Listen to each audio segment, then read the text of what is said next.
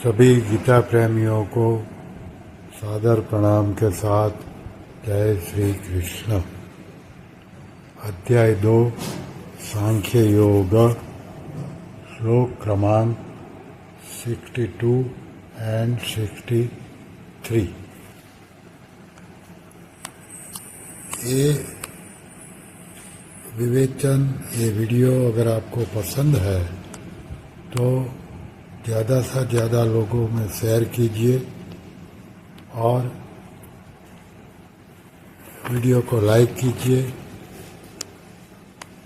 और चैनल को सब्सक्राइब कीजिए, जिससे ज़्यादा से ज़्यादा लोग इनसे लाभान्वित हो सके।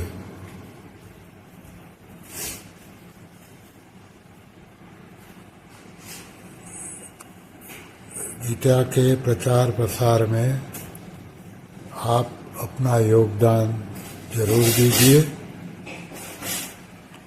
ओम श्री परमात्मने नमः।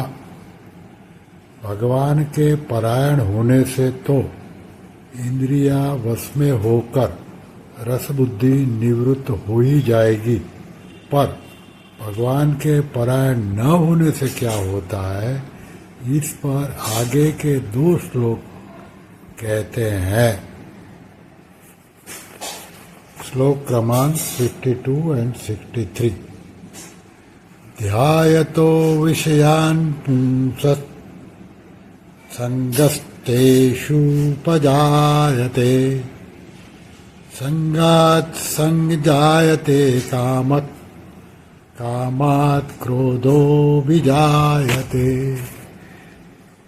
क्रोधात् भवति सम्मोहः, सम्मोहात् स्मृतिविभ्रमः, स्मृतिभ्रंशात् बुद्धिनाशो, बुद्धिनाशात् प्रणश्यति। इसका हम अर्थ देख लें। विषयों का चिंतन करने वाले मनुष्य को उन विषयों में आसक्ति पैदा हो जाती है। आसक्ति से कामना पैदा होती है। कामना में बाधा लगने पर क्रोध पैदा होता है। क्रोध होने पर सम्मोह यानी कि मूढ़भाव हो जाता है। सम्मोह से स्मृति भ्रष्ट हो जाती है। स्मृति भ्रष्ट होने पर बुद्धि यानी कि विवेक का नाश हो जाता है। बुद्धि का नाश होने पर मनुष्य का पतन हो जाता है। अभी इसकी व्याख्या देखें। ध्यायतो विषयान् पुंसः संगस्तेषु पजायते। भगवान के परायण न होने से, भगवान का चिंतन न होने से विषयों का ही चिंतन होता है। कारण कि जीव के एक तरफ परमात्मा है और एक तरफ संसार है। जब वह परमात्मा का आश्रय छोड़ देता है, तब वह संसार का आश्रय लेकर संसार का ही चिंतन करता है, क्योंकि संसार के सिवाय चिंतन का कोई दूसरा विषय रहता ही नहीं। इस तरह चिंतन करते करते मनुष्य की उन विषयों में आसक्ति, राग, प्रियता पैदा हो जाती है। आसक्ति पैदा होने से मनुष्य उन विषयों का सेवन करता है। विषयों का सेवन चाहे मानसिक हो चाहे शारीरिक हो, उससे जो सुख होता है उससे विषयों में प्रियता पैदा होती है। प्रियता से उस विषय का बार बार चिंतन होने लगता है। अब उस विषय का सेवन करे चाहे न करे, पर विषयों में राग पैदा हो ही जाता है, यह नियम है।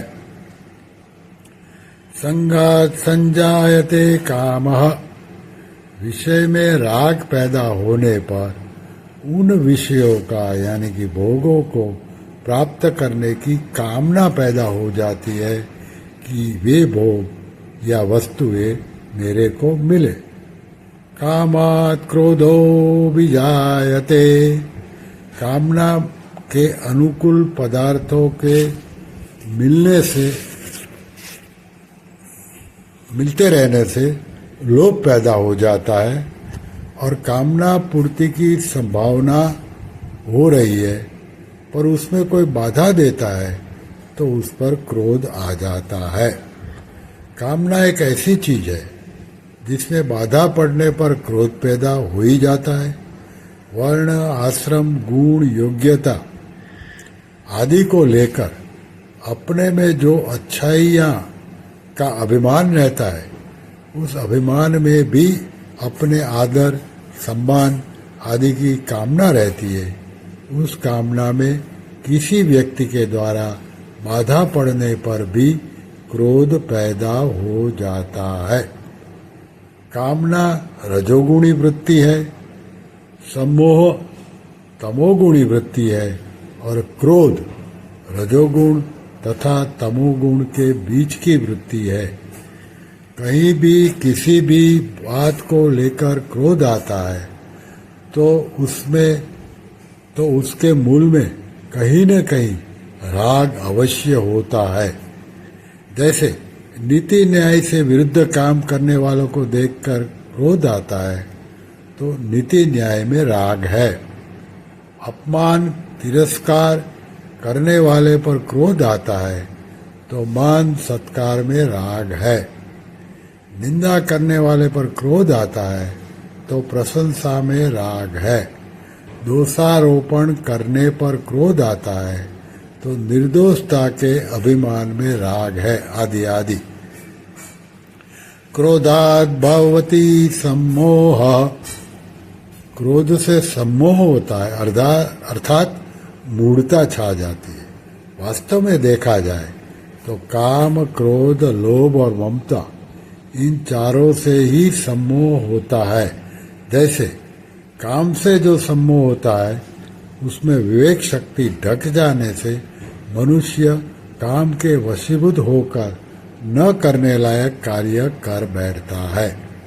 क्रोध से जो सम्मोह होता है उसमें मनुष्य अपने मित्रों तथा पूज्य जनों को भी उल्टी सीधी बात कह बैठता है और न करने लायक वर्ताव भी कर बैठता है। लोभ से जो सम्मोह होता है उसमें मनुष्य को सत्य असत्य, धर्म अधर्म आदि का विचार नहीं रहता और वह कपट करके लोगों को ठग लेता है। ममता से जो सम्मोह होता है उसमें संभाव नहीं रहता, प्रत्युत पक्षपात पैदा हो जाता है। अगर काम, क्रोध, लोभ और ममता, इन चारों से ही सम्मोह होता है तो फिर भगवान ने यहाँ केवल क्रोध का ही नाम क्यों लिया? इसमें गहराई से देखा जाए तो काम, लोभ और ममता, इनमें जो अपने सुखभोग और स्वार्थ की वृत्ति जागृत रहती है, पर क्रोध में दूसरों का अनिष्ट करने की वृत्ति जागृत रहती है। अतः क्रोध से जो सम्मोह होता है वह काम, लोभ और ममता से पैदा हुए सम्मोह से भी भयंकर होता है। इस दृष्टि से भगवान ने यहाँ केवल क्रोध से ही सम्मोह होना बताया है।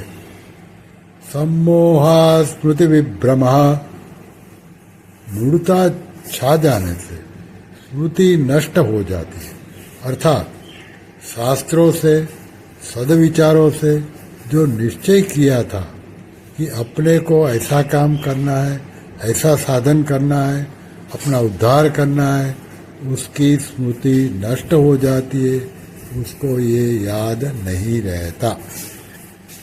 श्रुति भ्रंशात् बुद्धिनाशः, श्रुति नष्ट होने पर बुद्धि में प्रकट होने वाला विवेक लुप्त हो जाता है, अर्थात मनुष्य में नया विचार करने की शक्ति नहीं रहती।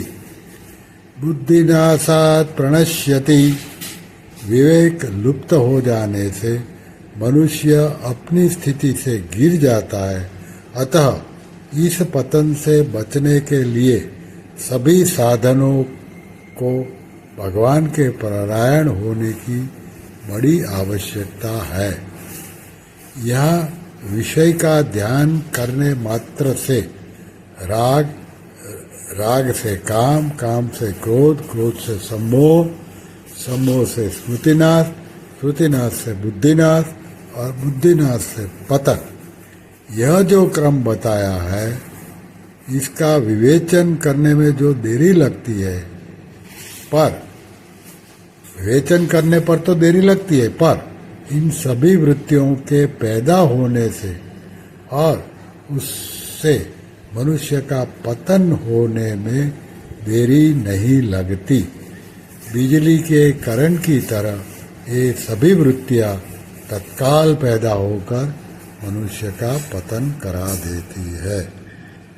श्री कृष्ण शरणम मम, श्री कृष्ण शरणम मम, श्री कृष्ण शरणम मम। ओम कृष्णार्पणमस्तु।